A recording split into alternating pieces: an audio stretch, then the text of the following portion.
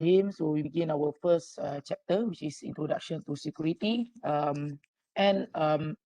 This topic may be introductory to anyone, to any student which may never taken any information security course lah. So this is the introduction. So kita akan before we go into the intelligence part, or we are identify the threat, the emerging threat. So first we need to understand the basic concept about information security. Okay. So the objective is by the end of this topic, you should be able to describe the challenge of securing information, and you should be able to define information security and explain why it is important, and you should be able to identify the type of attack that are common today and describe 5 basic principles of defense. Okay, so benda ni semua penting so if let's say you are being tasked, so macam kamu kerja, kamu diberikan tugas untuk for example formulate company punya IT policy ataupun security policy. So this is the basic thing that should be covered lah.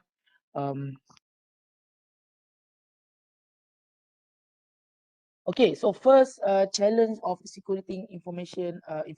So first, there is no simple solution. So dalam information security ni dia adalah ongoing punya domain or field. So for example contoh kita ada kita tertaluk di bawah PDPA, Personal Data Protection Act, dia punya your company, ataupun for example if you are working in hospital, so you are under the jurisdiction of HIPAA, for example kan. So contoh you have a data asset lah, your asset tu contohlah adalah data yang you need to protect, customer punya data ataupun patient punya data.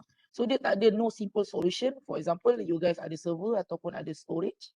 So as simple as kamu beli satu for example appliance, mungkin next generation firewall, tu letak dan you can just forget about the security. Maksudnya dia just you dah letak, so vendor tu dia cakap lah dengan you guys, okay benda ni boleh buat ni, boleh filter traffic, dia boleh anything malicious traffic dia akan filter. No there no simple solution as that. Beli satu, we can just forget, kita boleh work on other project. Actually security is ongoing. So first yang macam kita cakap tadi, kita letak firewall tadi tu, itu adalah what we call as security control. So maksudnya ada asset yang kita nak protect, so kita ada firewall yang di mana dia akan filter traffic, dan juga dia akan mungkin kalau dia ada next generation punya module dekat situ, dia akan tengoklah mungkin any malicious pattern ataupun traffic dekat dalam apa ni traffic yang nak access the ni. Dan mungkin after that you need to come up with policy. So policy tu maksudnya data tu macam mana dia punya retention policy, siapa yang boleh access. Okay, so contoh kalau retention policy tu pula, so dah berapa tahun adakah data tu kita still simpan, ataupun kita archive, ataupun kita delete. Dan seterusnya adalah, yang penting adalah continuous improvement tu. Okay, pasal komputernya teknologi ni dia bukan static so maksudnya contoh mungkin kamu deploy tu, dia punya version adalah 1.0.1 for example. So later on mungkin the software that you are using orang dah discover vulnerability, dan dia ada release yang baru untuk patch that new vulnerabilities. So how do you going to patch the software? So maksudnya nak upgrade software tu, dan bila you guys upgrade, of course dia akan tambah additional line of code. So additional line of code tu macam mana nak make sure yang vulnerability tu dah tak ada, for example. So all of that need to be think so dia sentiasa continuous. So dia tak ada you just deploy system, beli some security appliance, then you leave it as is. Tak ada dia kena continuously, dan juga ada audit. So of course kalau contoh you are working in financials, for example if your company tertakluk di bawah what we call as PCI DSS punya framework, so kalau you guys nak compliance dengan PCI DSS tu, dia akan ada audit, dia ada yearly audit atau quarterly audit. So dia akan sentiasa dia akan hantar auditor, mungkin you guys have internal security audit team ataupun you guys ada external, dia akan buat pen tester. So macam mana contoh dia dah jumpa vulnerabilities tu, macam mana you guys nak address the gap yang dia jumpa. So no simple solution in security, information security. And there is many different type of attack. So attack vector ni dia bukan static. Contoh kalau macam dulu-dulu orang guna for example buat SQL injection. So daripada situ mungkin orang boleh deface website ataupun orang boleh access kita punya database. Okay, dan untuk tu mungkin you guys boleh buat input filtering ataupun mungkin you guys boleh buat hashing dekat information yang you guys simpan dalam database. But that is evolving. So contoh ada new vulnerabilities ataupun ada new technology being involved, so dia akan ada vulnerabilities untuk that new technology. So of course there will be different type of different punya attack punya vector. For example kalau nowadays kita banyak talk about zero day ataupun kita akan tengok advanced persistent threat, APT for example, ataupun kalau kita tengok yang baru-baru ni, kalau kita tengok secara technically-nya, even kalau contoh kita menggunakan Windows Server macam last time, dia ada what they call eternal blue punya vulnerabilities, di mana kalau Windows dia ada dia punya SMB punya protocol tu, di mana based on that vulnerabilities orang come out with eternal blue punya kind of attack lah. So daripada situ orang gunakan untuk buat ransomware, WannaCry and so on. So dia benda tu sentiasa keep changing. Dan kita ada new teknologi macam IoT, lepas tu kita ada juga dalam embedded system. So all of that new technology being introduced, of course there will be new different kind of attack. So that's why it is a challenge to secure information nowadays now. So next is defending against attack is often difficult. Why? Because again, like I'm saying, there is no simple solution, and dia ada pepatah, bukan pepatah lah, I'm not say pepatah, tapi anyhow, defend ni orang cakap untuk attack dia hanya perlu get it right one time. Maksudnya kan attack ni dia akan try banyak kali, dia akan try ni, kalau tak boleh kalau contoh dia nak try benda ni pula, oh okay tak boleh, so tapi dia akan keep on trying. Maksudnya hacker ataupun threat actor ni dia akan sentiasa trying, and the threat actor need only to able to penetrate once dia dah boleh penetrate, then that's it kan. Maksudnya dia boleh get into the system dan dia boleh buat lateral movement and so on. But however for defender, maksudnya untuk system administrator ataupun network administrator, dia need to be right all the time. Faham tak? So maksudnya kalau dia detect ada new vulnerabilities ataupun ada new patches ataupun new kind of attack, dia kena always react. Saya ada tunjukkan video masa minggu lepas, saya ada tunjuk time kita punya introduction punya kelas tu, saya ada tunjukkan kan macam mana CM punya operation. Dia kena sentiasa monitor. Contoh dia check dekat dark web ataupun dia akan check dekat vulnerability database untuk new punya attack ataupun new vulnerabilities.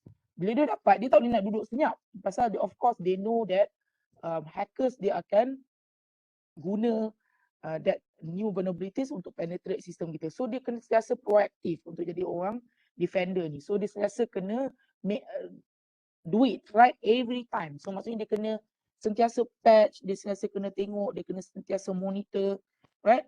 Compare dengan jadi attacker ni dia hanya kena betul sekali je, dia try banyak kali. Oh, ini tak boleh, tapi once dia dapat, that's it, right? So that is why it is a challenge in securing information. Okay. Any questions so far?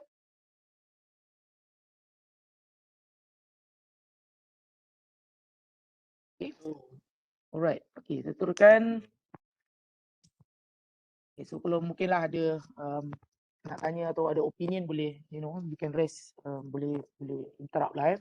So anyhow, we can see that attacks nowadays they has become more sophisticated. So even this slide ni dia macam buat 2018. So ini time 2 lah. Kalau kita tengok attack sekarang ni, orang contoh dia tunjukkan example kat sini, boleh kita remotely controlling a car.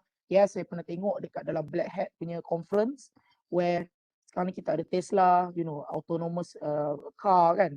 Sometimes Kalau dulu kereta ni dia kalau kita just beli, mungkin contoh kita pakai Proton atau Honda yang somehow dia not ada very sophisticated control system tu, mungkin um, we cannot do much. Tapi now bila kereta tu kita dah put electronic system, digital system lah dekat situ, maksudnya dia akan ada dia punya processor kan, so supaya dia boleh buat all the sophisticated thing untuk jadikan dia level 1, level 2 autonomous punya car. So somehow we often forget that if we have that kind of capabilities, always there will be always vulnerability. So contoh macam kita tengok kereta Tesla ke, ataupun kalau kita tengok kereta-kereta yang somehow dah become more intelligence,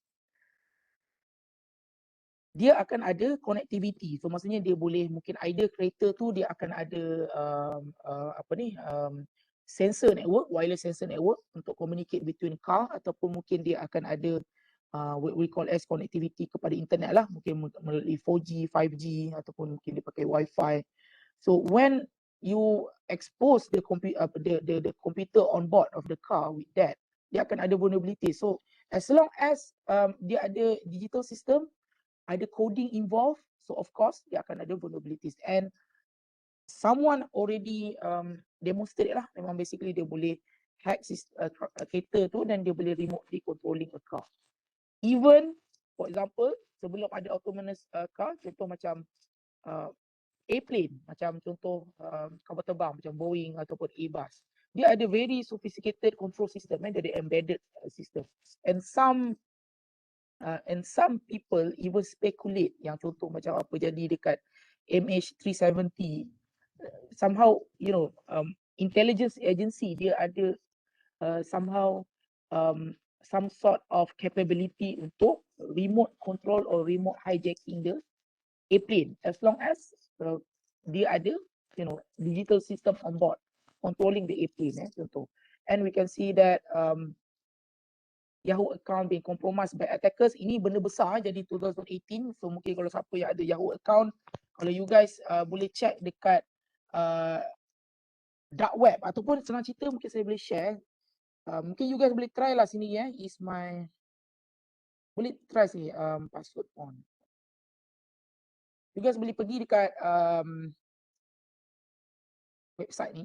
Oh, by the way, boleh nampak ke saya share browser? Takut saya hanya share slide.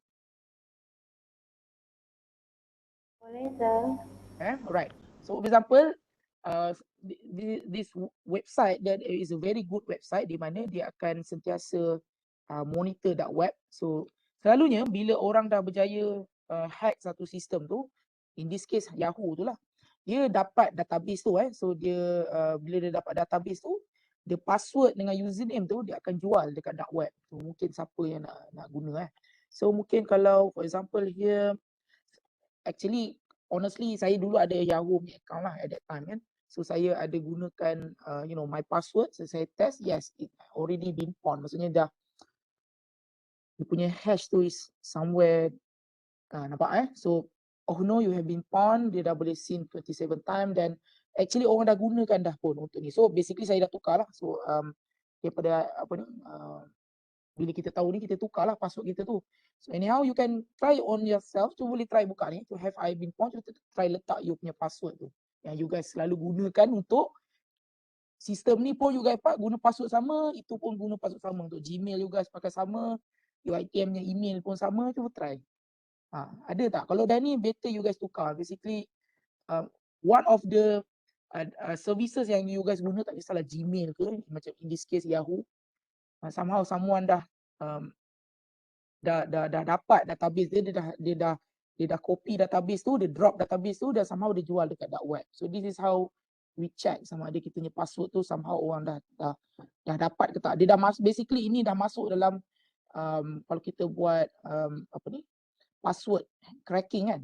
Benda ni sebenarnya dah masuk dalam rainbow table lah. Maksudnya dia dah masuk dalam dictionary untuk kita try password. So you can try after this. Okay. Ke nak try? Cuba semua try. Boleh tak buka ni? Bukan have been pawned. So cuba share. Ada tak yang you guys dah, password you guys yang dah been discovered ni? Boleh. Saya bagi 1 minit. You try.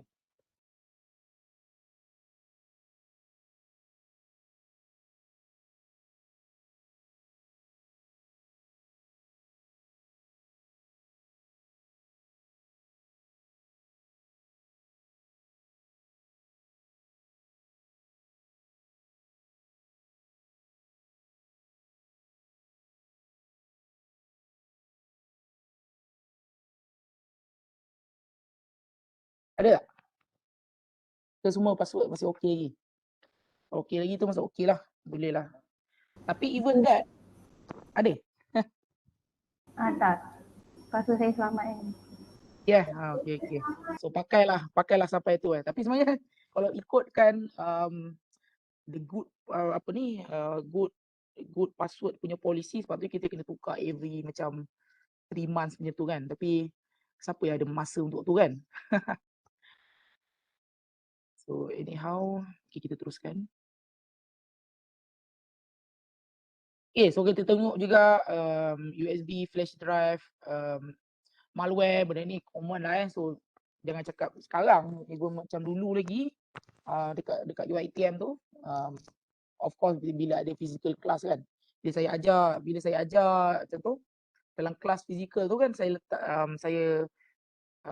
gunakan slide betul. Selalunya student akan buat apa dia akan pergi kat depan, dia cakap sir ada tak boleh nak copy slide.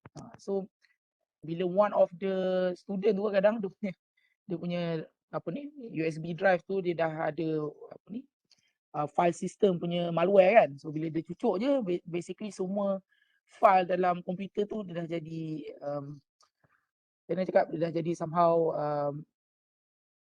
dia tukar lah kan file tu kan. So ini memang common, jangan cakap sekarang, ini memang sangat common. Dan kita boleh tengok juga voting machine tampering ni lebih ni lah banyak isu yang dekat negara yang mana dia buat online dia punya voting tu dia bukan pakai macam kita lah pen and paper, dia pakai memang ada voting punya machine. And that's why kalau kita tengok kat negara-negara macam Scandinavian European kan, dia nak cuba tukar lah, maksudnya instead of dia guna biasa punya voting machine, dia dah try guna blockchain lah. Pasal blockchain ni somehow is more tak adalah nak cakap secure sangat, tapi since dia punya security tu comes in where there is multiple tiers untuk verify kan transaction tu. So somehow orang cakap blockchain is the way forward lah kan untuk ada trust lebih-lebih lagi macam berkaitan dengan voting. And juga kita ada VTAC security base, I'm not sure VTAC ni apa engine. Not sure lah, tapi anyhow if the system dia ada dia punya some sort of digital system dekat situ, ada the technology is created by human, of course dia akan ada vulnerabilities. Dan juga kita tengok stolen data from European Space Agency, IS fraud, lepas tu kita ada Hyatt Hotel corporate hack, dan juga kan the latest one sebenarnya yang somehow shocking these days kalau you guys pernah dengar Saudi Aramco punya data breach where somehow dekat Saudi there is one the largest oil company in the world, basically Saudi Aramco lah kalau you guys pernah dengar kan. So basically there is one hacker, dia claim dia dah berjaya dapat all the file, sensitive file, maksudnya ada satu file yang penting lah, maksudnya macam minit mesyuarat, all the documents, sensitive document untuk Saudi Aramco. And dia kalau ikutkan dia punya case study tu, because of that company tu kerugian lebih macam 1 billion something lah. So that is the recent one. So nanti kita akan ada by the end of this today, saya akan bagi kamu tugasan lah, assignment, di mana kita akan buat satu case study. Saya akan kamu akan pilih lah, kamu akan cari mana recent punya case of data breach. So next week kamu akan share dalam kelas so itu assignment tu. Nanti later saya akan terangkan. So but today this is the kind of security attacks that happen to the information system. Okay. And why it's become successful? Because again, like I'm saying, there will be widespread vulnerabilities. Bila kita buat satu sistem tu, dia akan ada coding involved, programming involved, dia akan ada digital system dia. Dan benda ni manusia yang buat. Of course, kalau you guys developers ni pun, contoh macam kita ada change request daripada customer ataupun kita ada satu features yang kita nak jadikan dia production kan. Tak semua ada the leisure of having our internal ada kita punya internal tester. So maksudnya kita ada deadline mungkin lagi 2 minggu dia nak tengok ada features ni. So kita buat apa dulu? Kita buat dulu coding supaya kita boleh deliver that features kan. Tapi adakah kita fikir about dia punya security? Maksudnya contoh, kita ada buat satu new input field. Adakah kita fikir okay kalau input field ni bukan maksudnya mungkin kita fikir tapi kita tak fikir betul-betul. Contoh kita fikir kan, okay kalau orang letak this kind of keyword, okay tak? Cuba kalau tiba orang masukkan upload file tapi file tu dalam tu malicious ataupun tiba-tiba orang letak SQL punya ni ke ataupun apa-apa sajalah kan. Walaupun yes mungkin kita terfikir tapi pasal kita nak kejar deadline 2 minggu kita tu kita cakap tak apalah kita jalankan dulu features ni later on bila ada ni baru kita ubah kan, kita patch. Nampak tak? Right, so that's why there is a lot of widespread vulnerabilities. Dan kalau kita tengok so sebenarnya untuk vulnerabilities ni every piece of software especially from known vendors dia akan ada satu database yang dia akan keep track and all of these vulnerabilities. So selalunya orang akan rujuk kepada we call as CVE Mitre ni. So this is public vulnerabilities punya database. So di mana bila orang jumpa vulnerabilities untuk software yang widely used, dia akan log dekat sini lah. Maksudnya dia akan cakap, okay, I found these vulnerabilities. Maksudnya dia boleh buat sini, aku boleh buat sini, and this is something need to be done. So hasil daripada vulnerabilities yang dia dah report kat sini, the vendors ataupun dia punya developer tu kena come up with a patch lah untuk ni. So anyhow, since semua kat sini, bila saya tanya minggu lepas, mostly dah kerja. I think semua kerja kot. And some of you memang developer kan. Hari tu bila keluar Log4j punya vulnerabilities, ada kat sini siapa yang affected, sistem dia affected, Log4j. Anyone? Yang Hive apa semua tu ke? Yang kalau kamu guna Apache punya. Yes, Apache-nya tu kan. Apa ni? Log4j tu Apache punya yang kat Java punya logging tu kan. Ada, kamu ada terlibat?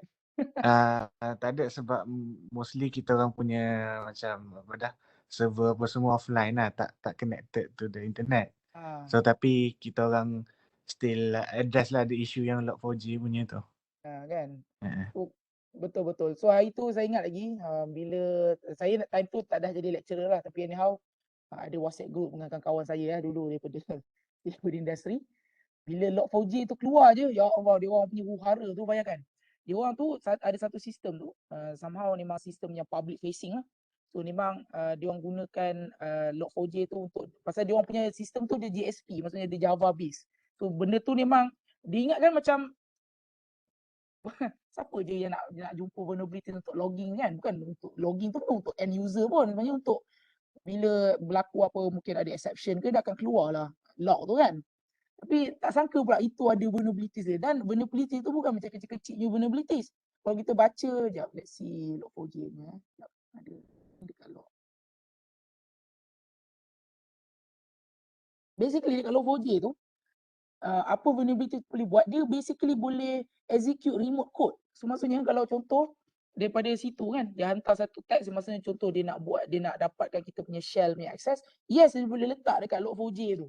Melalui Log4j tu. So bayangkan kalau tak patch tu, basically orang boleh letak backdoor dekat kita punya server tu kan. So dia memang very scary lah time tu kan. So memang apa dia buat situ idea kalau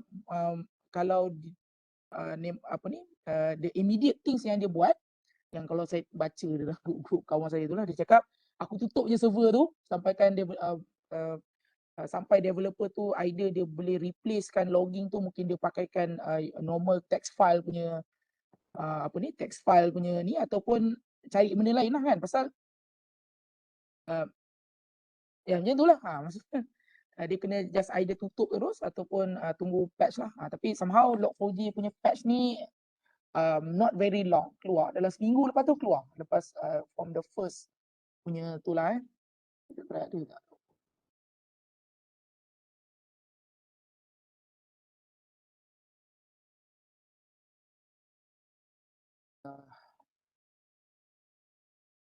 Dulu ada dulu kat sini lah yang basically mostly orang tengok. So itulah contoh dia widespread vulnerabilities. Benda yang commonly orang pakai, open source pula tu, semua even company yang besar-besar pun pakai. somehow bila keluar huru-hara kan. So widespread vulnerabilities. Then next is configuration issue. So ni pun common kalau lebih-lebih lagi sistem ataupun network engineer. So kalau macam sistem engineer ni, anyone here guna for example Apache ataupun Nginx untuk web server dia? Ada tak anyone? Ke tak involve pun? Ada tak? Anyone guna? Ada Okay, so contoh macam Nginx walaupun yes commonly used untuk web server, tapi dia kalau contoh kita configuration issue tu kan, kita tak buat betul-betul. Maksudnya kalau macam Apache tu dia punya htaccess punya file tak buat betul-betul. Lepas tu macam Nginx tu pun samalah kan, dia configure ni betul, dia tak bagi permission yang betul, dan because of that, because the software itself dia secure tapi kita configure dia poorly, dia akan ada vulnerabilities kat situ lah, somehow orang boleh exploit. Sama juga untuk macam networking lah. Kalau macam networking kita configure, kalau configure tu kita tak betul-betul set dia punya ACL punya access list punya policy and so on and so forth. Because of that, orang boleh exploit kita punya sistem. And next is poorly design software. Ini jangan cakap lah, itu sama lah macam point saya macam yang nombor 1 tadi.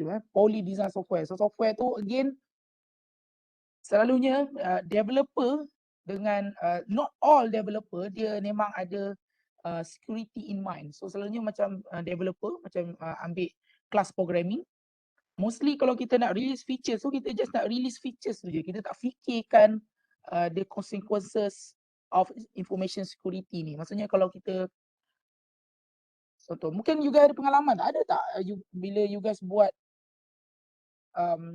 develop system tu, memang you guys fikir ke about security tu? Just nak tanya, you know, honest opinion from all of you. Ke just nak kejar deadline? Kejar deadline kan? So mana ada masanya nak fikir kan, lepas tu nak testing pasal itulah. So lebih-lebih lagi kan, kalau mungkin you guys sistem tu yang selalu saya nampak lah vulnerability tu, mungkin kalau you guys punya sistem tu nak generate PDF ataupun nak simpan PDF, ada tak? Ada tak yang terlibat untuk PDF? Maksudnya orang boleh upload PDF atau sistem tu generate PDF kan? Mostly saya tengok bila orang buat macam tu, dia punya approach dia akan gunakan, contoh kalau macam PHP tu dia akan gunakan ada satu function tu. Tapi pasalkan dia gunakan function tu sebenarnya mungkin dia sendiri mungkin tak ada background security kan. Dia tahu tak bila dia buat macam tu orang boleh buat LFI, maksudnya kan pasalkan dia buat macam tu orang boleh basically dapat terus dia punya root folder untuk dia punya, kan macam you guys buat PHP kan ada satu root folder you guys letak semua you guys punya file tu. So pasalkan nak buat features boleh upload PDF tu, habis semua satu file. So nanti dapatlah database kan, selalunya kalau database punya connection tu you guys akan letak password dalam satu file kan. Itu sekali dapat. So nampak tak? So itulah, that's why it's hard so that's why they poorly design software. And next is hardware limitation. Yes, ni kalau hardware limitation ni lebih-lebih lagi kalau macam ni selalunya kalau macam denial of service attack lah. So mungkin kita ada server ataupun kita ada firewall yang somehow kita ni mungkin company kecil je, so kita tak adalah ada capability to handle that much traffic, maksudnya traffic yang besar. Maksudnya mungkin kita expect mungkin kita ada dalam around 1000 atau 2000 concurrent user, tapi somehow bila ada orang yang berniat jahat, somehow dia upah hacker ke apa untuk buat hantar trafik yang banyak kepada kita punya server, dan server kita not design with that pun. So because of that server kita down lah. So maksudnya kita punya website tu down pasal orang buat DOS attack. So itu hardware limitation lah So tapi ada tak kat sini mungkin ada opinion macam ni selalunya yang paling mudah untuk kita defeat DOS attack ni, orang hantar trafik yang banyak dekat kita punya website ataupun server? Ada tak kot siapa-siapa? Ada experience ke? Ada siapa kat sini pernah guna CDN, Content Delivery Network, CDN macam Cloudflare ke? Ada tak?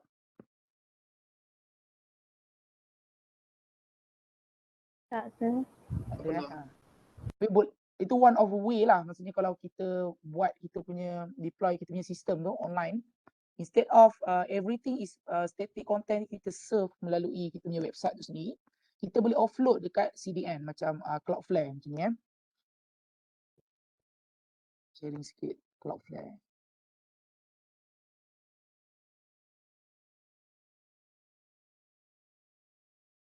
So kalau kita offload dekat sini, so selalunya major CDN provider macam Cloudflare atau apa lagi ada Akamai, dia memang akan ada capability yang besar dan dia akan boleh prevent DOS. So contoh kalau kita ada things yang kita nak deliver, kalau kita boleh guna ni, which is very good lah. So, dia memang sekali dengan DOS punya protection kalau kita nak buat untuk website kita lah. Okay, so ni just for your information. Dan juga kita ada enterprise based punya issue. So not sure apa yang dia masukkan dengan sini, tapi anyhow apa mungkin yang dia try nak masukkan kat sini adalah bila kita ada dalam corporate punya setup, so of course kita ada deadline. Kita ada deadline. Maksudnya kita mungkin dia nak cepat releasekan features tu, kalau tak nanti terlambat pula kan daripada kita punya competitors. So mungkin because of that kita tak tengok sangat berkenaan dengan security ni. Kita just nak releasekan features dulu. So ini one of the way or reasons lah why walaupun nowadays semua orang cakap pasal cyber security, pasal information security semua, still juga ada sistem yang somehow orang boleh berjaya take down. Maksudnya orang still boleh hack juga because of these reasons. Okay. Banyak pula So mungkin ni sebenarnya saya dah cakap dah tadi So ni kenapa difficulties in defending against the attack. So universally connected device. So sekarang ni semuanya connected Saya sebenarnya walaupun siapa kat sini ada rumah dia memang ada smart home punya apa ni? Kadang-kadang saya tengok orang sekarang ni dia tak fikir sangat, dia maksudnya dia nak canggih je kan. Kalau kita tengok ada certain orang tu dia sangat suka gadget ni, sampai ke rumah dia macam tombol pintu tu pun dia pakai dia pakai yang elektronik kan, yang somehow dia elektronik, untuk dia boleh connected dekat internet. Waktu masuk rumah dia, aircon dia, contoh macam dia beli aircon yang baru-baru ni, dia boleh connected dengan smart hub. Lepas tu apa lagi? Dia tu jangan cerita lah, dia akan pakai Apple Watch ke, dia pakai Android Gear ke kan. Lepas tu smartphone dia, everything memang connected dekat devices. Do you guys think these people really thought about security? Ada tak kat sini? Ada tak? Cuba mungkin kat sini boleh bagi, ada tak dekat sini rumah dia tu smart home? Yang semua ada yang Google Hub, connect kat Google Hub. Peta ais dia pun connected dekat Google Hub. Dia ada CCTV. Tak ada ke? Semua memang basically rumah tu tak ada apa-apa. CCTV ada lah. Itu je mampu. CCTV tu pakai apa? Hikvision ke kamu beli IPTV? Saya pun tak tahu lah. Tu kena tengok betul-betul lah. So macam kalau saya lah honestly kalau contoh mungkin you guys pernah tak tahulah, kalau you guys selalu kalau tengok macam iklan-iklan CCTV yang murah kan, macam tu selalunya dia akan pakai Hikvision ni tu. Please avoid pakai yang benda ni, ya Allah. Benda ni lah yang paling banyak somehow kena dengan somehow orang boleh hack yang brand Hikvision ni, China punya CCTV ni. So bayangkan kita pasang CCTV kat rumah dengan tujuan kita boleh monitor kita punya rumah tu daripada jauh kan. So kita connectedkan dia dengan internet, dengan Unify, so kita boleh view daripada kita punya telefon bila kita balik kampung ke tak. Tapi kalau kita not really security aware, benda ni juga akan jadi privacy issue lah. Basically orang luar boleh tengok apa benda yang kita ni. Dan lebih-lebih lagi bila kita upah kontraktor untuk pasang, kontraktor tu pun kita tak tahu, kita dah boleh access je. Tapi tahu tak sebenarnya Hikvision ni dia punya default password tu sangat senang dapat. Inilah dia boleh try. So bila kita beli pun vendor dia just pakai, dia tak tukar pun default password tu. So because of that orang boleh dapat access kita punya CCTV for example kan. So because of that is why kenapa sekarang ni more cyber attack, because everything is now connected. Dulu mungkin yang connected ni mungkin macam sistem information, macam contoh kan website ataupun dekat banking. Tapi sekarang ni semua connected. Dekat rumah ada CCTV, lepas tu even kalau personal pun macam telefon kan, semua sekarang ni letak password, letak file semua dalam telefon. So everything is connected. So that's why it is hard to defend against cyber security punya attack. Pasal everything is universally connected. Okay, dia semua dah jadi IoT dah. Dia semua jadi macam that is why it is difficult and increase the speed of attack. So sekarang ni attack tu dah boleh launch within a minute. Pasal sekarang ni tools tu dah jadi sophisticated dan untuk attack tu tools tu dah readily available. Kalau dulu mungkin kalau kita nak buat SQL injection punya attack, so mungkin kita kena tahu really know about SQL punya statement and everything. Tapi sekarang ni dia kalau kita download macam Kali Linux ke apa, benda tu semua dah scripted. So kita just tahu okay kita nak kita nak dapatkan database. So kita just run script ataupun tools yang dia dah buat tanpa kita perlu tahu pun in detail berkenaan dengan SQL statement tu. So lagi cepat untuk some attack tu boleh been exploited lah. Dan lagi kenapa speed of attack ni, bila selalunya keluar vulnerabilities tu akan ada je hacker these days dia akan keluarkan dia punya exploit kit, maksudnya dia punya exploit tool. Selalunya dekat macam dia, dalam Kali Linux tu dia ada Metasploit kan, cepat je dia buat so yeah, so that's why any system can be attacked within a minute. Okay, and kita ada greater sophistication pasal sekarang ni memang ada kerja dia memang basically dia just buat hacking tool. Dan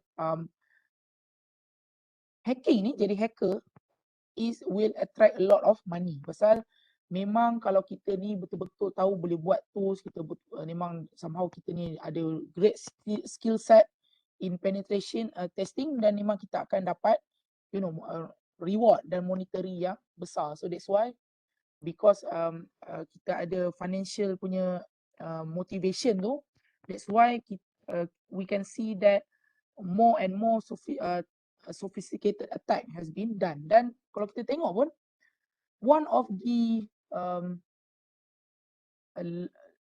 pengguna yang besar berkenaan pengguna yang terbesar untuk industri cyber security ni bukan company ataupun mungkin criminals, it's actually government itself. So contoh kalau kita tengok kuasa-kuasa besar macam United States, China, Russia,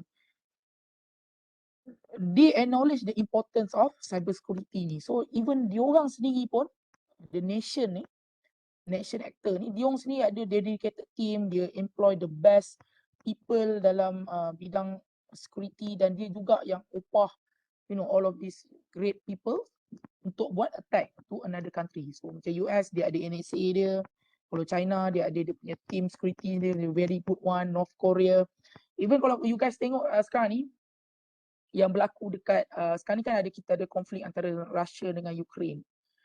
If you guys see ada siapa kat sini follow berkenaan dengan konflik Russia dengan Ukraine? Anyone following from the news?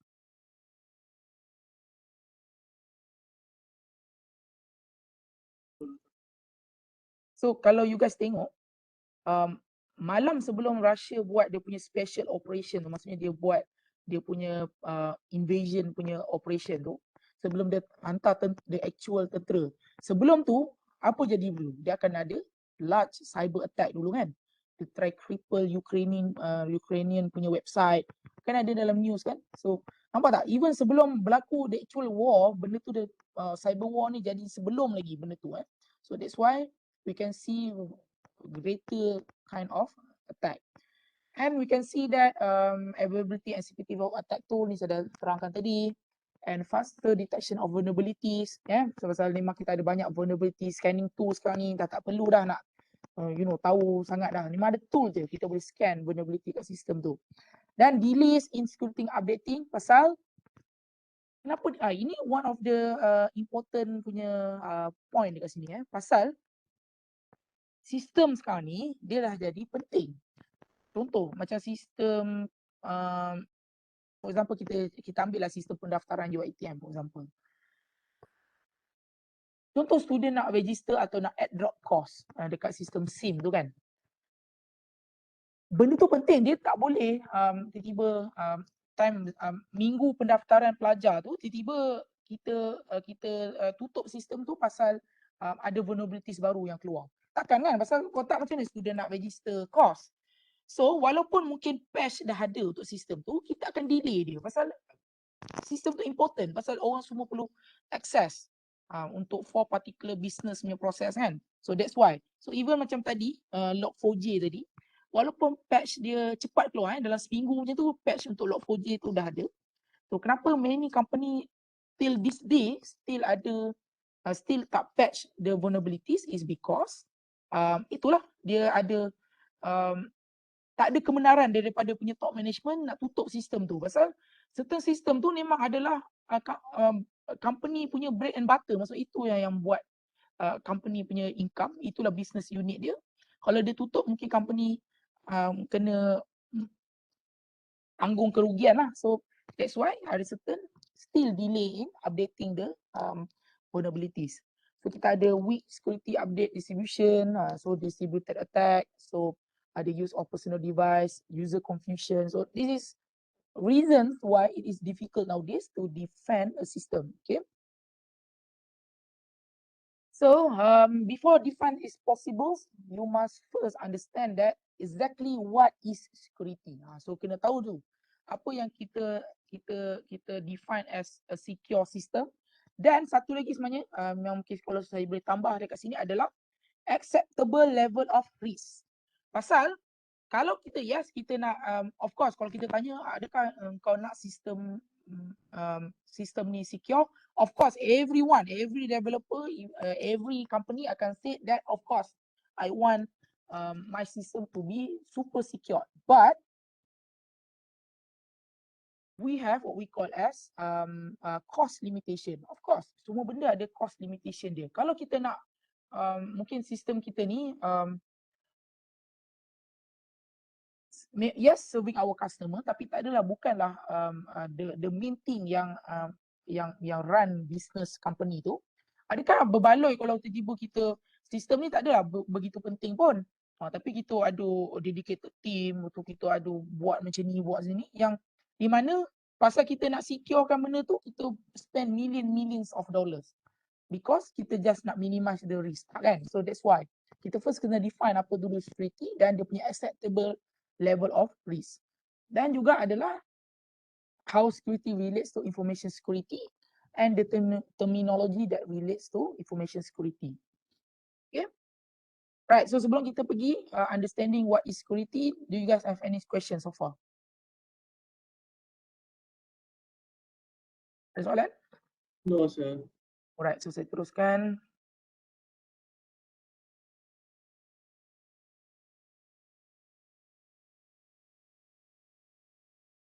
Okay, so security is to be free from danger is the goal, of course, and the process that achieve that freedom. So maksudnya security control, apa yang you guys buat untuk avoid being hacked lah. And as security is increased, convenience is often decreased. So itu saya cakap. So bila contoh kita kena tengok acceptable level of risk tu. So kadang-kadang kalau kita terlampau securekan sangat sistem kita, sampaikan contoh even kita nak user nak login tu, user kena ada 6 step baru dia boleh login. Adakah benda tu acceptable to the user punya experience? Not right. So that's why kita kena define. So yes, mungkin kita perlukan certain password punya policy, tetapi tak adalah sampai terlampau rigid sampaikan it become inconvenient for our user. Right? So the more secure something is, the less convenient it may become. So ini dia punya relationship lah. So the higher the security, the less convenient it is. So what is information security? So the task of securing information that is in a digital format. So apa yang dimasukkan dalam digital format tu adalah something that can be manipulated by the microprocessor. So maksudnya di dalam binary, di mana microprocessor boleh proses dia, boleh copy dia, boleh execute, boleh run dia ataupun boleh delete dia. And next is it is always preserved on a storage device. So binary ni jaranglah kita tiba-tiba tulis binary tu atas kertas kan. So of course kita akan preserve dia dalam storage device, either dalam kita punya hard disk, dalam kita dalam kita punya hard disk, storage ke dalam kita tape devices, and can be or something that can be transmitted over a network. So mungkin kita ada daripada kita punya client kepada kita punya server, is always usually is being transmitted over a network, over a internet, right? And what is information security goals? To ensure that protective measures are properly implemented to ward off attacks and prevent the total collapse of the system when successfully attacks occurs. Itu yang goals dia. Kita nak ada security controls tu. Kita punya protective measures are properly implemented. Walaupun ada tapi tak properly implemented pun tak boleh juga. Contoh, kita nak avoidkan SQL injection for example. Tapi kita letak dekat kita punya search field. Yang username dengan password tu kita tak buat. So still orang boleh attack. So walaupun ada measures tu, it must be properly implemented to ward off attack, untuk elakkan attack atau menjadikan attack tu jadi sangat susah. Sampaikan bila orang dia nak try tu tak semudah tu, and prevent the total collapse of the system when successfully attacks occurs. So untuk selalunya, yes, kita kena expect sometimes the attack can be happening, but kita mesti ada dia punya backup plan dia punya disaster recovery plan. So mungkin hackers dia berjaya deface website kita tu, tapi kalau kita ada DRC punya kita ada disaster recovery punya plan, apa yang boleh, mungkin yes kita boleh shut down the server, then we can revert to the secondary server for example, right? So kena ada things benda tu dalam kita punya design system kita tu. Okay, so ini adalah anyone yang ada ambil information security punya topik mesti hafal this one, CIA. Okay, ni please, mungkin saya akan bagi masa 2 minit untuk you guys hafal CIA. So C stands for confidentiality, I ni integrity, dan A ni availability. So this is what we call as Trinity dalam information security. Kena ingat what is this. So confidentiality basically refers to where the data can only be accessed by right individual, only approved individual. So maksudnya kita ada data tu, dia hanya boleh dibaca ataupun diakses oleh pihak yang berhak. So contoh kalau kita nak transferkan file, contoh user dia nak simpan file dia daripada dia punya komputer kepada kita punya sistem, mungkin melalui network. So kita kena implement untuk kita enforce confidentiality ni, kita kena enforce encryption supaya data yang being transferred from the client to the server is confidential. Maksudnya kita encrypt dia. So maksudnya hanya yang boleh baca adalah client dan server saja. Nampak? So itu adalah confidentiality. Satu lagi adalah example of confidentiality adalah walaupun server dah dapat benda tu securely, dan server tu dia perlu simpan dalam database. Okay, so kita ada macam-macam database. Kita ada kita ada structured punya database, unstructured punya database, terpulang. Tetapi yang penting data tu bila kita simpan dalam database, kita tak boleh simpan dia dalam bentuk plain text. Please avoid storing sensitive information in plain text dalam database. So selalunya kita kena buat apa? Kita kena hashkan tu. So jangan simpan dalam plain text. So even though bila nanti hacker dapat access database tu, bila dia tengok personal information tu dia dalam encrypted ataupun dalam hash punya form. Okay. Next is integrity. Integrity ni maksudnya data tu is unaltered ataupun unchanged bila kita hantar daripada client ke server. Maksudnya contoh kalau kita buat transaction in one, selalunya benda ni adalah dalam in one transaction. So if we have one transaction, for example, let's say contoh klien tu maksudnya pengguna bank tu lah. So pengguna bank tu mungkin dia nak transfer 1,000 daripada account dia kepada certain account. Kalau contoh dia mungkin duduk dekat Starbucks. So mungkin kalau dia duduk dekat Starbucks, so mungkin dia connected dekat wifi Starbucks tu. Tapi sebenarnya wifi Starbucks tu adalah ada someone hacker, dia dah buat malicious punya hotspot. So bila maklumat tu dia tak terus pergi ke bank punya website tu, dia akan pergi dulu dekat hacker punya sistem tu, dia akan altered information tu. Mungkin dia altered 1,000 ke account ni, dia tukar destination account tu kepada dia punya account, for example. Ni contoh-contoh. Simple. Macam mana sistem tu nak ensure integrity? Dia boleh detect yang paket tu, maksudnya data tu telah been altered. Dan bila dia detect, dia akan betulkan balik. Macam mana? So itulah what we call as integrity. So selalunya, that's why kita ada dalam kita punya, bila kita buat communication, kita ada digital signature dengan public dengan private key untuk kita implement integrity ni. Dan seterusnya adalah availability. So maksudnya information tu must be accessible, is always accessible by the authorized user. Contoh availability ni adalah contoh kita time masa pendaftaran pelajar UiTM lah. So contoh masa pendaftaran UiTM. Bila student nak access tu, dia mesti always available. So tak naklah tiba-tiba dalam minggu tiba-tiba student nak mendaftar course, tiba-tiba sistem tu down. Pasal orang DOS buat denial of service punya attack. So dia mesti always accessible to the authorized punya user. Okay, so selalunya orang nak threaten availability ni adalah selalunya orang akan buat denial of service attack. So maksudnya dia downkan sistem supaya the real user yang nak guna sistem tu tak dapat guna sistem tu. Right? So boleh CIA, confidentiality, integrity, availability.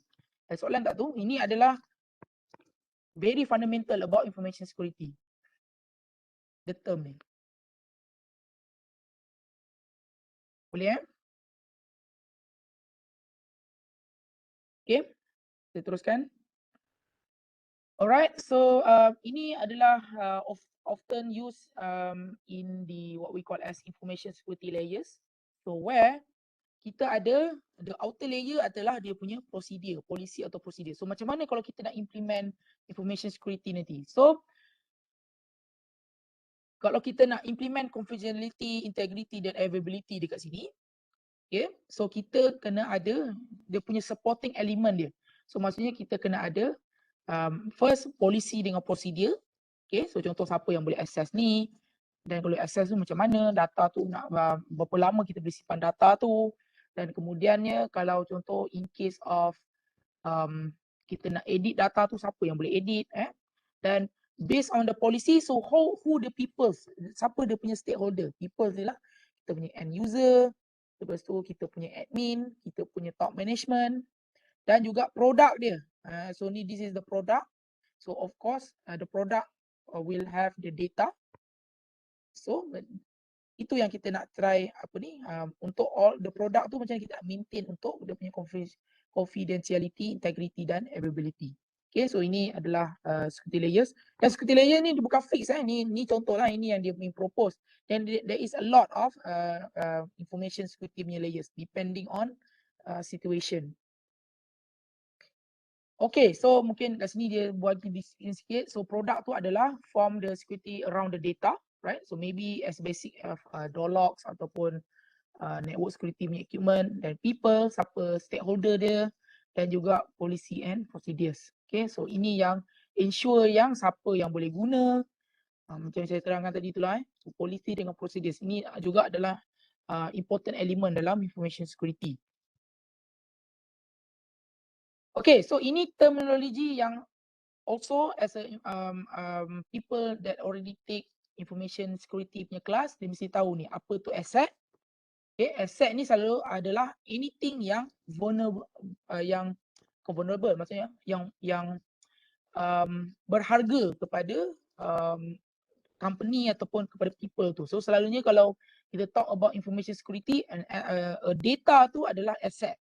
Ataupun kalau bukan data, we can say that mungkin produk. Maksudnya kalau macam contoh kita adalah e-commerce punya company kan. So kalau kita punya e-commerce punya company, our asset tu our e-commerce punya site tu lah. So anything yang valuable adalah asset. Dan seterusnya adalah what we call as threat. So threat ni adalah type of action that has potential to cause harm. So for example, threat ni adalah orang try buat network scanning ke, maksudnya kita ada sistem tu orang buat network scanning, maksudnya dia scan vulnerabilities kita. Itu adalah type of threat. Dan juga another threat ni adalah orang buat SQL injection ataupun orang try nak deface website kita ataupun apa lagi. Anything yang boleh cause harm to our asset, itu adalah threat.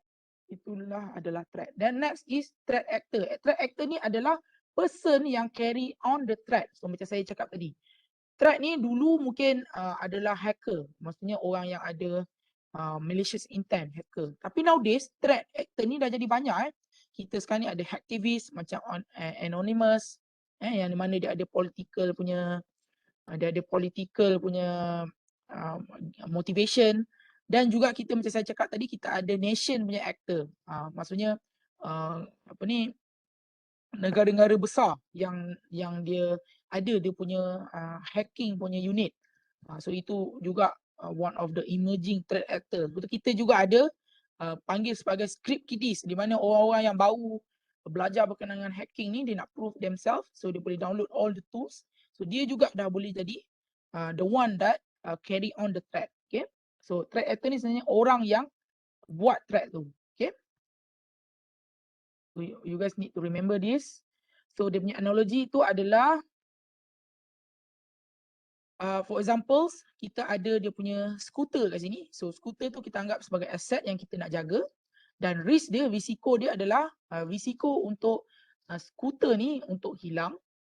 Okey. Dan perbuatan yang menyebabkan risk tu terjadi adalah perbuatan mencuri skuter tu. So itu adalah threat. The act of doing harm to the asset, which is orang actually curi lah. Dan siapa yang buat dia, siapa yang carry on the threat is the threat actor, which is pencuri tu. Dan juga macam mana dia buat tu, dia punya vectors, how it's been done. So dia masuk melalui pagar.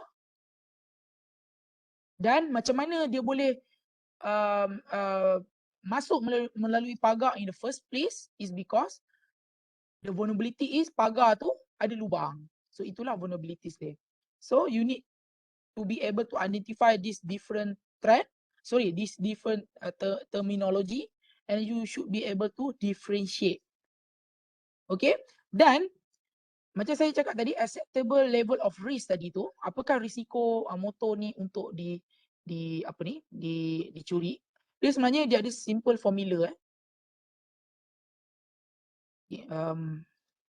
So risk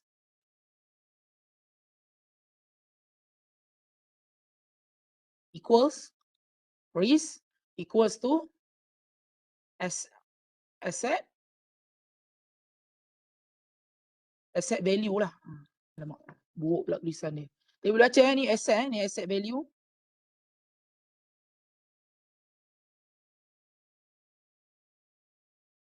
plus Allah, kenapa?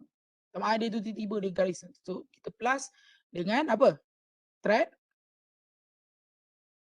Allah. Plus dengan vulnerability. Ini adalah general Allah. Minta maaf. Kita buka.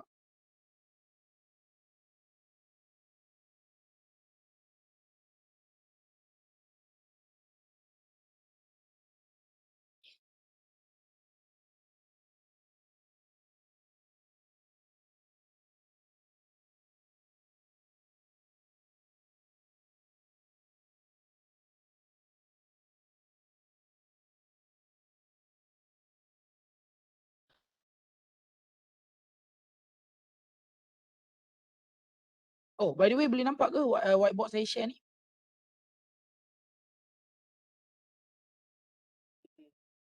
Okay, so macam saya cakap tadi, risk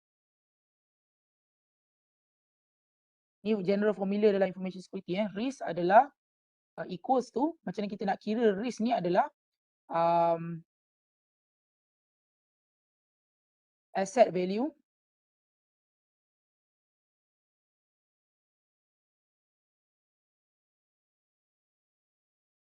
plus threat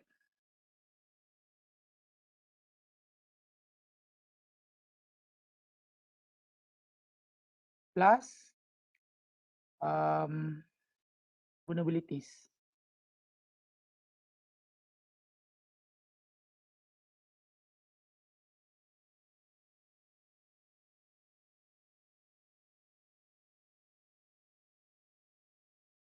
Okay, boleh tak? So ini yang menentukan risk level ni. Okay, contoh kita ambil juga analogi motor tadi tu. So kita ada skuter sini Wah, buruk ni skuter tu. Ni skuter tu itu Okay, so contoh kita nak calculate risk skuter ni kena curi kan. Okay. Contoh kita boleh untuk kurangkan risk ni, contoh untuk asset value ni. Contoh kalau skuter ni skuter baru, apa sekarang skuter yang mahal dekat pasaran sekarang ni? Kalau yang baru-baru tu apa, Yamaha ke Honda yang skuter mahal tu kan. Kalau dia punya skuter tu mahal, maksudnya skuter yang baru, so contoh harga dia adalah 15k. 15k. So of course risk level tu tinggi lah. Pasal dia ada value dia tinggi. Okay, so kalau motor ni adalah motor C70 campur yang motor dekat orang kampung maksudnya minta. Maksudnya orang yang macam orang dulu-dulu pakai tu, yang macam kalau nak jual pun mungkin dapat 100-200 je. Contoh macam motor lama C70 tu kan. Siapa kat sini ada tak dekat kampung dia ada motor C70 tu? Yang dia punya apa ni? Lampu bulat tu. Kita tak pernah tengok. Contohnya kalau motor-motor lama, of course lah risk dia akan jadi rendah. Pasal value dia rendah, faham tak? Nampak tak dia punya dekat situ. Ataupun yes, mungkin kita baru beli motor baru. Contoh kalau kita beli baru motor baru, so now dia punya value tu memang 15k, tapi kita nak kurangkan risk dia. So apa kita boleh buat? So kita tak boleh pasal memang dia ada value yang kita nak protect. So mungkin kita boleh eliminate the threat. So macam mana kita nak eliminate the threat supaya orang tak nak curi motor tu? Ada siapa have any ideas or opinion? One of the important cara macam mana kalau kita nak elakkan orang curi motor kita tu. Dalam sistem. Dalam sistem. Letak alarm. Betul? Kita letak alarm untuk elakkan. Ataupun sebenarnya yang paling, tak tahu ni opinion saya lah. Kita jangan langsung guna motor tu. Contoh kalau kita betul-betul nak jadikan risk zero kan, jangan guna motor tu dan tak ada siapa tahu yang kita ada motor tu. Kita tak tunjuk dekat social media, oh inilah motor baru aku. Tak siapa tahu. So kalau tak ada siapa pun tahu kita ada motor, macam mana orang nak curi motor tu? Itu kita nak eliminate threat. Ataupun macam tadi itulah, tadi ada yang jawab, kita letak alarm sistem. Kita letak control punya tu. Untuk kita kurangkan, minimize the threat. Ataupun another one is vulnerability. So maksudnya dekat rumah kita tu kita letak pagar, lepas tu ada CCTV. Untuk motor kita tu malam-malam kita bawa masuk naik atas rumah. So tak ada siapa boleh curi motor dekat luar rumah. Nampak tak? So kita play around this. So this is how we going to calculate the risk. Boleh tak? So kalau risk too high, dia ada value, dia adalah something yang valuable, harga dia tinggi. Dia ada value kepada company dan threat tu pun semua orang nak curi dia dan juga vulnerability dia memang banyak. So itu risk yang very high risk. So mungkin kalau value dia rendah, so mungkin dia ada medium risk. So mungkin kalau tiba-tiba dia tak ada value, dia tak ada ni, dan very low risk. Macam itulah kita kira risk kepada satu-satu benda tu. This is how often company use untuk buat risk. So kalau kita apply dia in the real world punya scenario, contoh macam banking punya sistem, contoh macam mapping to you. Kita balik tadi.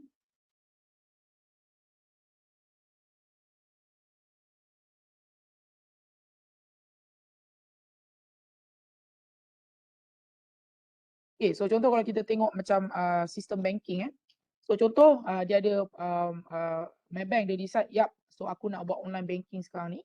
So now dia akan calculate risk of something happening dekat dia punya Maybank to you. Orang buat orang berjaya penetrate sistem Maybank to you. So dia kena buat lah dia punya risk punya assessment tadi tu. So dia akan tengok, okay, adakah sistem Maybank to you aku ni valuable? Yes, very valuable. So dia memang tinggi. Okay, so macam mana aku nak minimizekan threat? So dia cakap, okay, certain people je boleh buat. Lepas tu dia buat second factor authentication. Dia buat macam-macam. Dan sebenarnya untuk vulnerabilities, sistem dia sentiasa dia akan audit. Dia akan patch vulnerabilities. Supaya walaupun value of security tu, value of asset tu tinggi, tapi dia punya threat dengan vulnerabilities tu dia dapat control, dia dapat low kan. So kita akan dapat just medium risk. Nampak tak? So that is how we going to assess the risk on our system. Boleh tak? Question?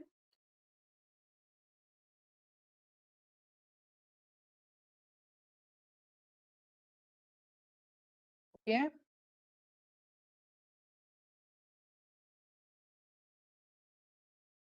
Right, so I assume okay. So, okay, next. So, ini juga yang penting terminology dalam information security. So, we have vulnerabilities. So, what it is? So, vulnerability is flaw or weaknesses in the system. So, contoh kalau kita ambil dalam sistem website ataupun any system pun, so apa weaknesses yang orang boleh exploit? So, mungkin macam tadi itulah vulnerabilities log4j. So, that is one of the vulnerabilities dalam sistem kita. Dan kemudiannya adalah track vector, the means yang which allow an attack to be to occur. So threat vector tu maksudnya macam mana? So untuk contoh dia tahu kita ada vulnerabilities of log4j tu.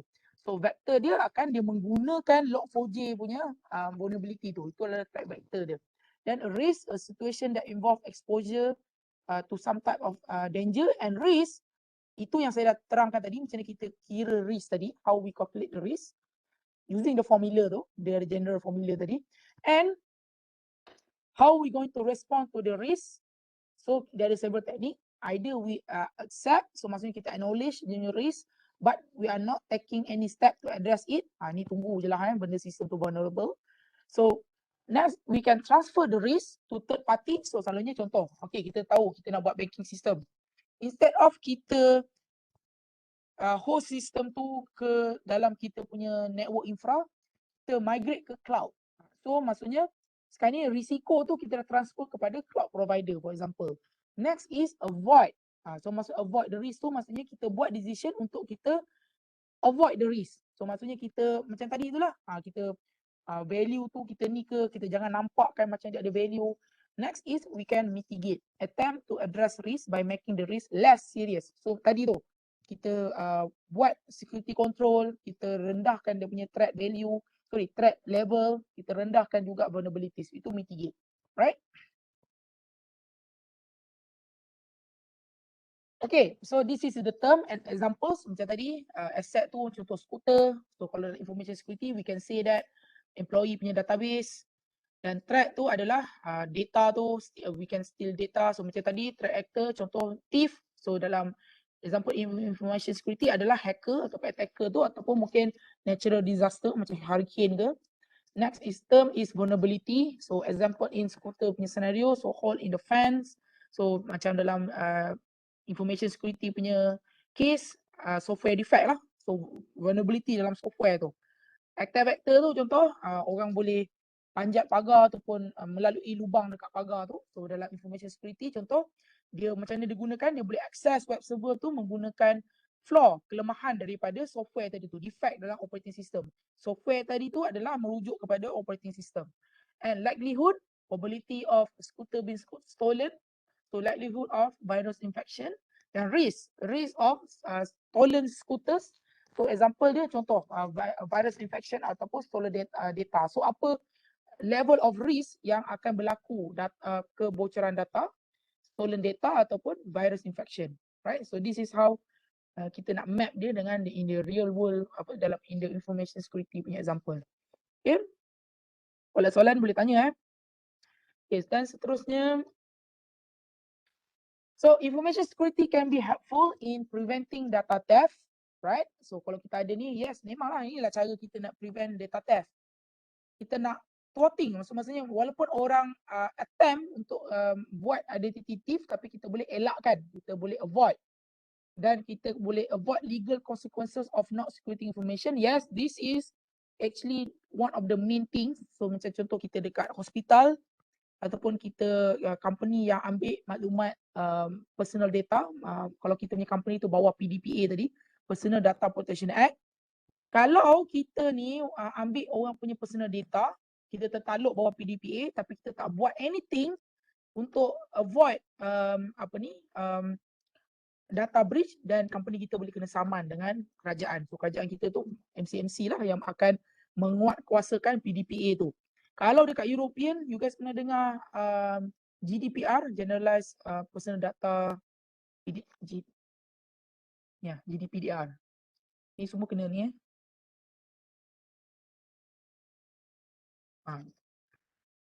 General Data Protection Regulation. Ni kalau dekat any company yang nak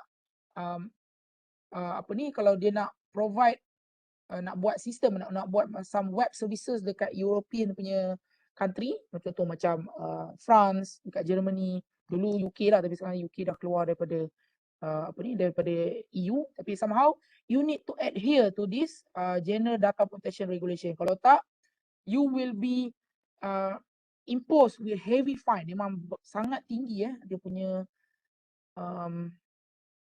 denda yang kalau kita tak adhere to this act.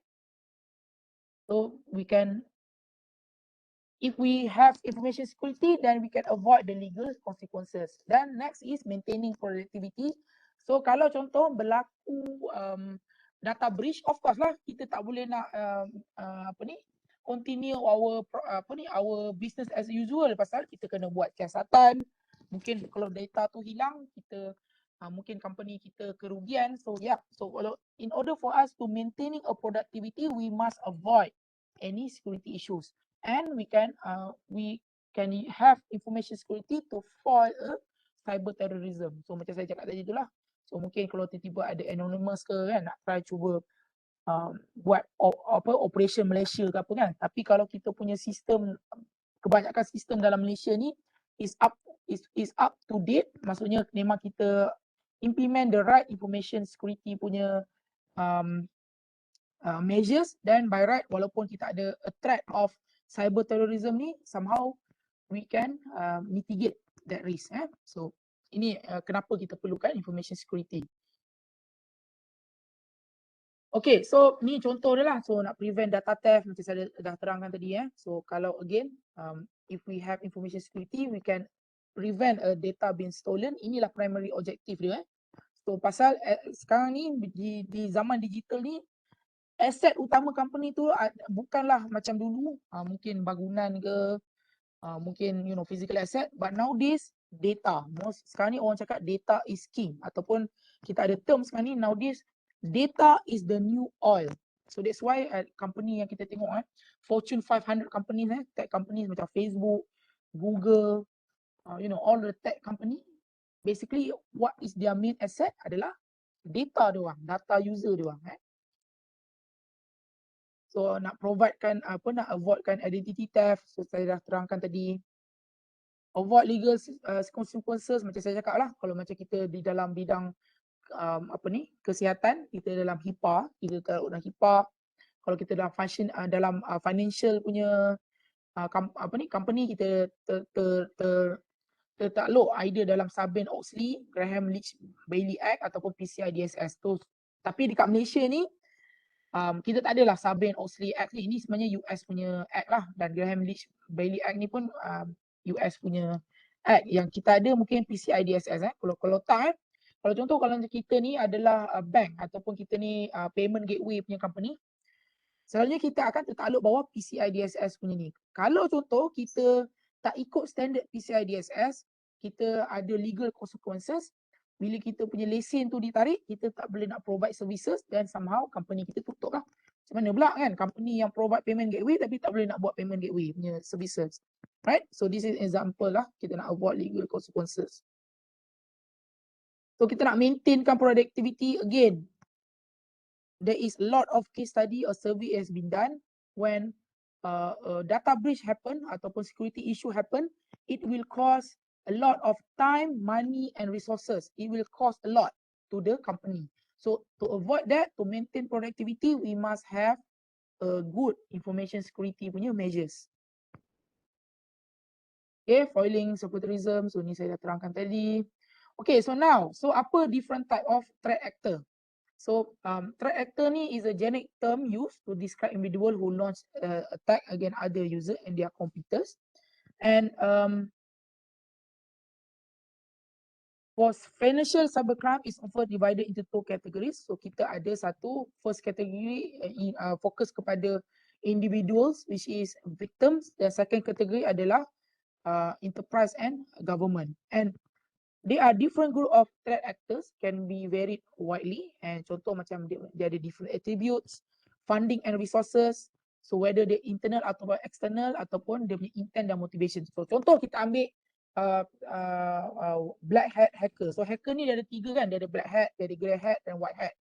Contoh, kalau untuk black hat hacker ni, dia punya attributes adalah dia memang nak dapat duit. Dia memang itulah motivation dia. Memang dia nak dapat monetary gains. Dan attributes dia akan ada good hacking skills dan mungkin dia dah pengalaman lah. Dia mencari experience untuk hack different system. Funding dia adalah mungkin dia been self-funded lah. So pasal dia, kenapa dia hacking in the first place? Pasal dia nak dapat monetary gain. Dan selalunya hacker ni adalah external. Maksudnya bukan daripada company. But we have different kind of threat actor. Yang ini mungkin juga yang ramai terlepas pandang adalah insider threat. Insider threat ni adalah selalunya pekerja dalam company tu sendiri. Contoh macam dia bekerja dekat company tu. So itu attribute dia, insider threat. Dia staff company tu. Selalunya staff ni dia ada admin access kepada sistem tu. Dan dia punya motivation adalah mungkin dia disgruntled. So mungkin dah lama tak dapat bonus ataupun mungkin tiba-tiba dia rasa tak puas hati dengan tempat kerja dia, mungkin dia tak puas hati dengan bos ke apa. Dan since dia ada admin access, so apa dia buat? Dia delete database, for example. Dia sebelum dia nak resign tu dia delete database. So that is an example of internal threat. Itu selalunya kita panggil insider punya threat lah. So selalunya dia adalah disgruntled punya employees. Dan juga ini yang saya cakap tadi, script kiddies, where script kiddies ni adalah bukanlah hacker yang berpengalaman ni, tetapi adalah individuals yang dia ada limited knowledge about hacking ataupun computer security ni, but they have access to all of the automated hacking punya script tools macam Kali Linux ke apa. So mungkin dia tak ada sophisticated knowledge about hacking ni, but since they doesn't need to have the knowledge required, dia boleh just download je tool yang readily available dan dia boleh buat hack dan impact dia macam juga hacker yang betul, right? So ini example of script kiddies. So ni kalau dia buat survey lah kot, tapi anyhow itulah script kiddies. Okay, next is hacktivist. So hacktivist ni macam anonymous tu lah. So maksudnya dia political motivated. So contoh kalau mungkin kalau negara kita ni ada some sentiment dengan Indonesia, for example. Ni saya ambil example lah. So mungkin tiba-tiba Indonesia dia terasa kita claim dia punya rendang ke apa kan. Tiba-tiba somehow dia ada some movement dekat Indonesia, dia cakap okay, kita akan buat operation Malaysia. Dia akan try untuk hack semua hacker-hacker daripada Indonesia ni, dia group together, dia akan try hack website Malaysia ni untuk memalukan Malaysia. So itu example of hacktivist. Attackers who attack for ideological reasons that are generally not well as defined as cyber terrorism motivation. So itu contoh yang saya bagi example. Ataupun yang selalunya kalau kita belajar information security, selalu example yang orang guna adalah macam anonymous tu lah. Okay, next. Next is nation state. Ini saya dah terangkan tadi tu. Negara sendiri, government tu sendiri, dia ada satu badan yang mana memang dia akan buat this hacking dan defense. So US dah ada NSA, Kalau China dia ada dia punya team sendiri, Russia pun ada kan.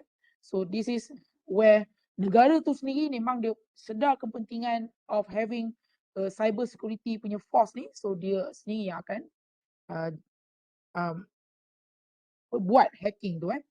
Dan seterusnya adalah what we call as the newer one is advanced persistent threat, is where ini adalah untuk threat-threat yang very advanced. So maksudnya contoh lebih-lebih lagi ini adalah selalunya yang digunakan oleh badan-badan persikan. Contoh macam CIA, NSA, macam Israel punya company. Kalau you guys nanti later on lah. Minggu depan mungkin kita akan bincangkan lebih lanjut berkenaan malware. Saya akan introducekan you guys dengan Startnet punya malware. So Startnet tu adalah example of advanced persistent threat. Dia bukan tujuan dia just nak hack dan dapat anything. Tak, dia ambil dia attack dia tu dia akan infiltrate dalam kita punya organization. Dia akan try slowly dapatkan backdoor access, kumpul maklumat dan tanpa kita tahu pun. Dan selalunya this kind of attack is been done by the nation state yang ada all the resources untuk ada to come up with this very advanced kind of attack. Okay, APT. Ini insider saya dah terangkan tadi, disgruntled employee di mana dia tak puas hati, selalunya dia ada admin access dan dia gunakan apa access yang ada untuk buat harm kepada sistem company dia sendiri. Ini contohlah, ni different kind of threat actor, you guys can baca sini. Ada juga organized crime lah, brokers, terrorism, competitors contohnya, contoh yang paling common orang buat untuk apa ni, untuk hacking ni. Contohlah kita ada, ni saya ambil contoh, saya tak cakap benda ni betul-betul jadi, tapi saya cakap contoh dia.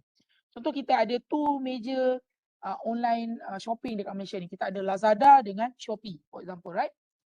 So selalunya kalau kita sampai ke tarikh 444 ke 333, selalunya apa yang akan jadi kalau kita sampai ke tarikh itu? Dia ada sales, is it? Kita akan ada sales kan? Okay, so contoh Lazada dengan Shopee dua-dua dia akan ada sales untuk 444 ataupun 333 ni. So kalau contoh Lazada ni jahat, dia nak cuba untuk dapat sales yang tinggi. So apa yang dia boleh buat? What do you guys think? Lazada boleh ambil. So dia boleh upah hacker yang nak buat denial of service punya attack ni. So hacker ni dia ada macam-macam, dia boleh upah dekat dark web tu, dia boleh upah untuk buat denial of service. Dia akan hantar traffic yang sangat banyak daripada bonnet dia ni. So mungkin dia Lazada upah hacker ni, okey, pada 4 hari bulan 4 engkau pergi hantar traffic yang sangat tinggi dekat Shopee punya website supaya bila berlaku sales tu, bila customer Shopee pergi ke Shopee, website tu slow ataupun down pasal traffic terlampau banyak. Pasalkan hacking ni. So bila dia rasa slow, dia rasa macam tak best nak shopping. Kenapa ni? Nak view, nak masukkan, nak add card pun sangat slow.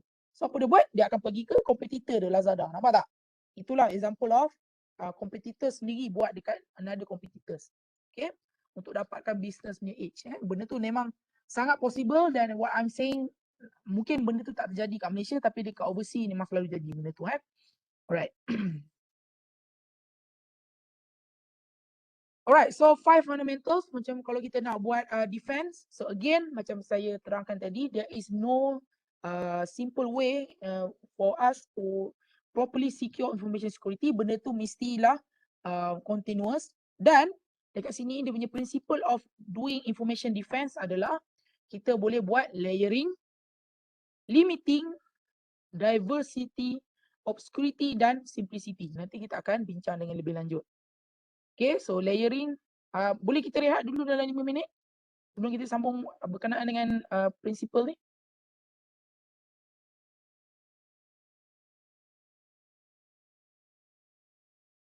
Hello, okay ke? Kita rehat 5 minit?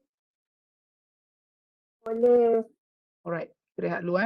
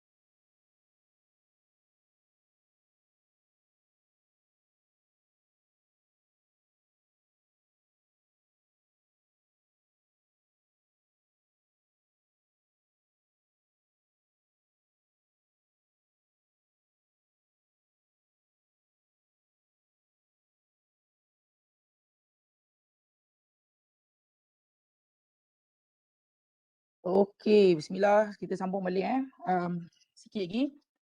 Alright, so inilah 5 fundamental security principle dalam defenses. Kita akan bincangkan dengan lebih lanjut.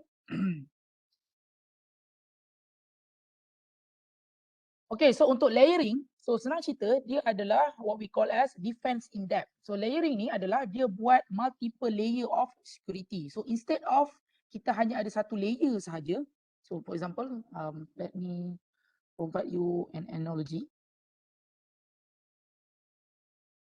Kat sini ada siapa-siapa tak tengok cerita, I don't know, mungkin cerita-cerita perang yang dulu-dulu, yang lama-lama. Ada tak? Tak ada.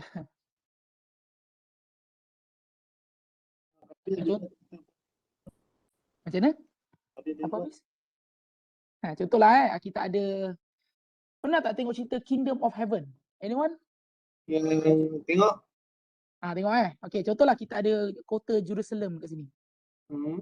Dia pasal kat Palestin kan. So kita sini ada kota Jerusalem.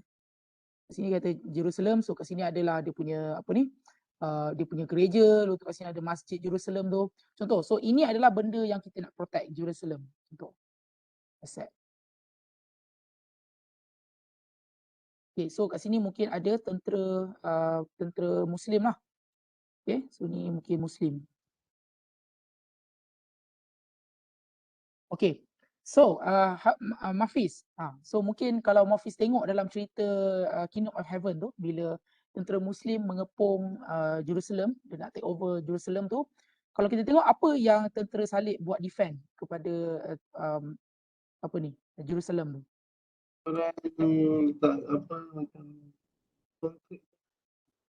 Apa dia buat, apa konkrit je tadi? Mafiz cakap konkrit. Wall dia tu lah. Wall tu kan. Okay, dia ada wall. Okay, itu satu layer.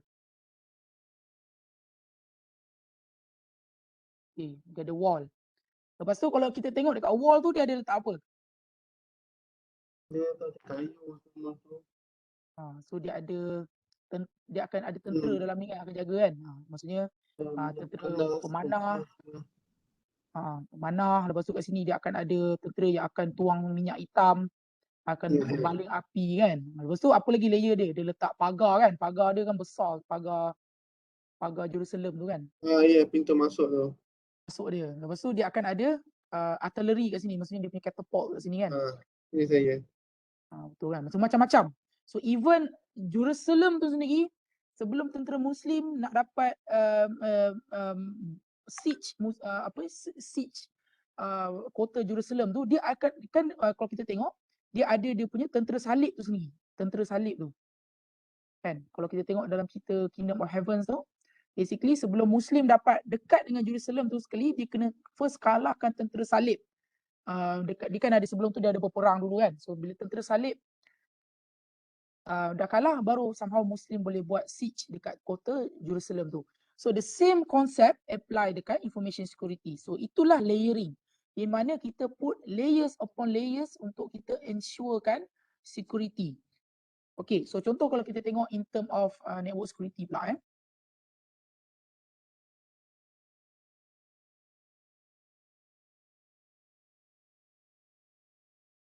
Okay, so contoh kita ada satu server. So kita ada server So ni saya anggap ni server lah. Server, so dalam server tu mungkin kita ada sistem.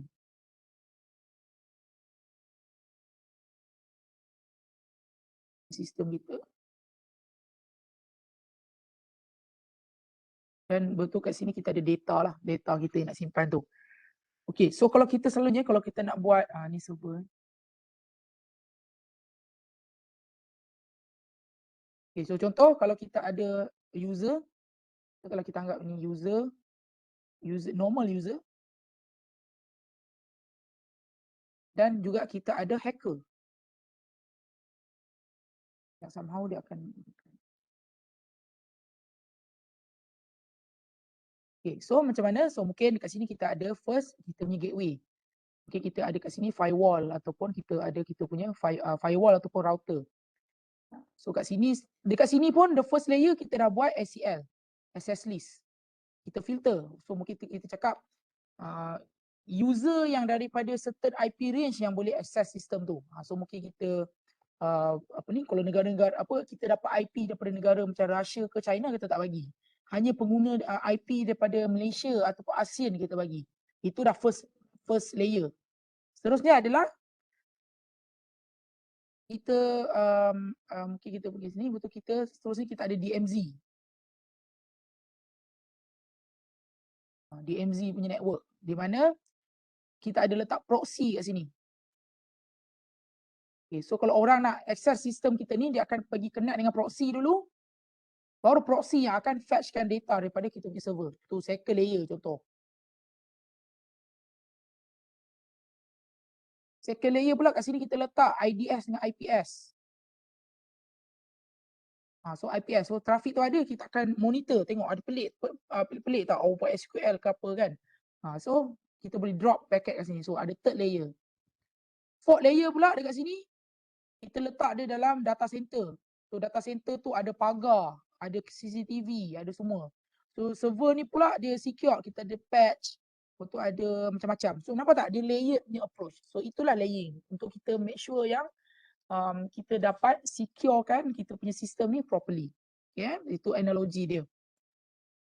Okay, so a single defined mechanism may be easy to circumvent, but we will make it very difficult for the attackers if we have multi-layer of defense. So that walaupun mungkin hacker dapat penetrate layer pertama, dia ada layer kedua. Dapat penetrate ni, dia ada layer kat sini. Dan seterusnya nampak, kita susahkan dia.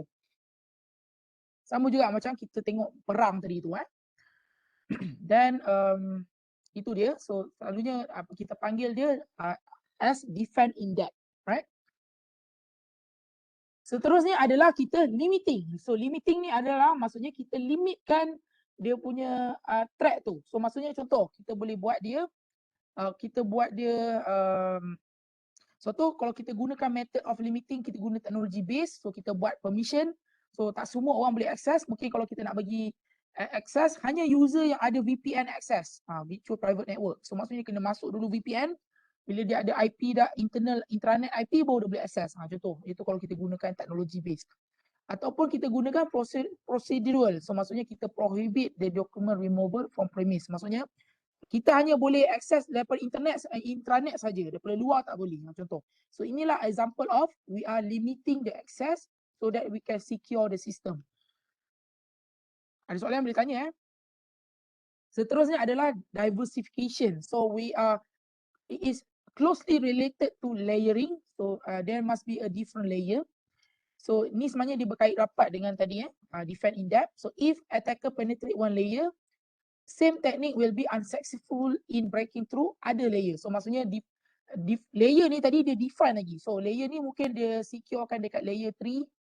So ini dia mungkin secure kat layer 2. Ini mungkin dia secure kat layer 7. So maksudnya kalau dia boleh lepas ini pun, dia kena guna teknik lain untuk dia penetrate layer tu.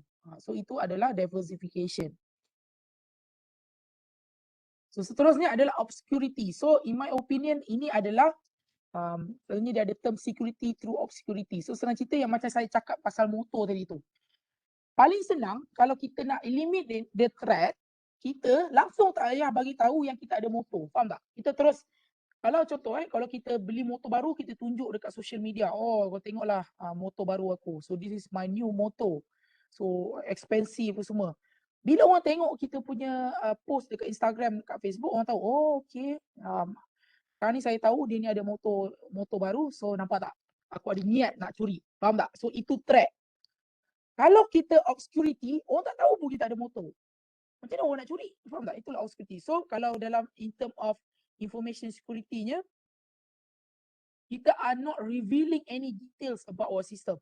Contoh kalau orang buat network scanning pun kita tak bagi tahu apa OS kita pakai, software apa. So dia susah untuk attacker tu untuk devise a method untuk masuk break into the system without knowing anything about the system. Bila dia tak tahu, dia tak boleh nak cari vulnerability untuk sistem tu. Another one, kalau you guys pernah dengar, anyone pernah dengar term steganography? Anyone ever come across with the term steganography? Okay, so steganography ni adalah di mana kita nak securekan information tu dengan kita hide information tu. For example, kita ada satu file, tapi file tu kita akan embedkan dengan that sensitive information. Tapi orang tak tahu pun, orang ingat itu file biasa. Tapi sebenarnya kalau kita buat steganography punya teknik tu, mungkin kita buat list bit ke apa macam-macam lah. So orang tengok file tu macam biasa, tapi bila kalau orang tengok betul-betul, oh rupanya ada satu embedded file dalam file tu. Itulah example of obscurity. Okay, seterusnya simplicity. So maksudnya kita tak perlu nak kompleks sangat. So sistem kita tu simple, dia hanya buat what its main purpose is. So, contoh kalau macam sistem tu main purpose untuk registration saja, so kita fokus on that registration supaya dia akan do one things but do it right. So maksudnya tak banyak vulnerabilities. So kadang-kadang kalau sistem tu terlampau banyak features, so mungkin sepatutnya dia ni adalah sistem pendaftaran pelajar je, tapi pasal kat situ jugalah satu sistem tu dia boleh upload file lah, dia boleh buat macam-macam. So when we the system tend to be complex, so what happen is dia akan ada additional line of code. So bila ada additional line of code, it may be vulnerable. So to make things simple, we can avoid additional vulnerabilities lah. Itu maksud dia. Lagi simple lagi bagus. Dia buat apa benda yang dia sepatutnya buat saja. And we have a framework and reference architecture. So selalunya macam saya cakap tu, selalunya we have industry standard framework and reference architecture. So contoh, if for example we are in the banking punya industry, so kita terlibat dalam payment gateway ke ataupun any transaction of using credit card ataupun debit card, kita ni tertakluk dalam PCI DSS punya standard. So PCI DSS punya standard tadi tu, dia ada framework dia yang mana kita kena follow. So dalam framework tu dia dah define kan, okay, kalau kita buat kita punya sistem ni, dia mesti ada layer in define in depth. Mesti ada firewall, mesti ada IPS, so mesti ada separation of privilege. So itulah example of industry standard punya framework. Dan kita ada macam-macam lagi lah, macam financial tadi. Dalam hospital pun dia ada hospital punya security framework which we can refer untuk kita punya organisation, for our organisation. So so that is all for chapter 1, introduction dia. So as a summary, like been told before, information security attack has grown exponentially because nowadays everything has become digital, and there are many reasons why there are successful attack. Macam saya cakap tadi itulah, everything is connected. So sangat susah kalau kita nak securekan sistem tu pasal terlampau banyak vulnerabilities. Dan kita dah belajar berkenaan dengan CIA, confidentiality, integrity dan availability. So itu important, dan juga kita learn about different terminology dalam information security. Kita ada threat, risk, threat actor, threat vector, lepas tu kita ada threat dan sebagainya. Dan main goal of information security, this is what we need to highlight is why we need information security. Kita nak preventkan data theft, kita nak thwart identity theft, avoid legal consequences. Ini yang selalunya penting untuk company, untuk avoid having to lose money because of this legal issue. Maintaining productivity, right, supaya company terus buat duit, produktif, dan juga we will able to fall cyber terrorism. Dan kita juga lastly we learn about different principles in information system defense, where we have layering, limiting, diversity, obscurity, dan simplicity. Alright, so that is all for chapter 1. Do you guys have any question?